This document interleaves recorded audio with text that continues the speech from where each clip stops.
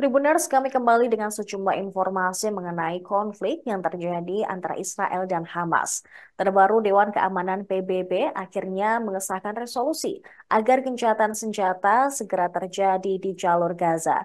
Selain itu, Dewan Keamanan PBB turut mendesak agar seluruh sandera dibebaskan tanpa syarat. Ada 14 negara yang mendukung resolusi gencatan senjata tersebut lewat voting yang dilakukan dalam sidang Dewan Keamanan PBB yang digelar di New York, Amerika Serikat pada Senin 25 Maret 2024. Sementara AS yang sudah 3 kali melakukan veto terkait resolusi gencatan senjata memilih abstain. Di sisi lain, Tiongkok yang sebelumnya memilih memveto draft resolusi yang diusulkan AS juga turut mendukungnya. Isi resolusi tersebut menyuruhkan agar gencatan senjata berlaku secara permanen. Mereka turut menuntut agar kelompok militan Hamas membebaskan para sandera yang diculik dalam serangan terhadap Israel pada 7 Oktober lalu.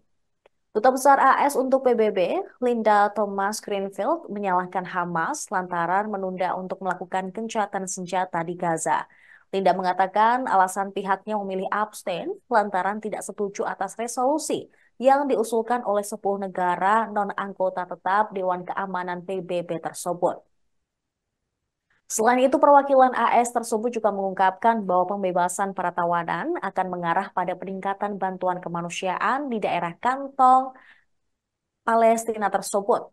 Di sisi lain, Sekjen PBB Antonio Guterres menuliskan di akun Twitternya bahwa resolusi harus segera diimplementasikan dan menambahkan bahwa kegagalan tidak dapat dimaafkan.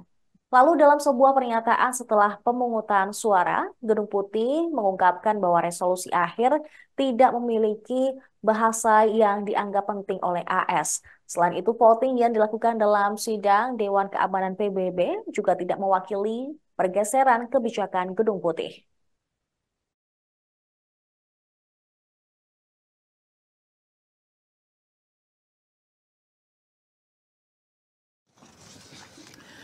Colleagues, we appreciated the willingness of members of this council to take some of our edits and improve on this resolution.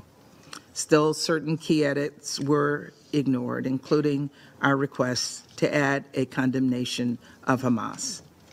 And we did not agree with everything in the resolution. For that reason, we were unfortunately not able to vote yes. However, as I've said before, we fully support some of the critical objectives in this non-binding resolution, and we believe it was important for the Council to speak out and make clear that our any ceasefire must come with the release of all hostages.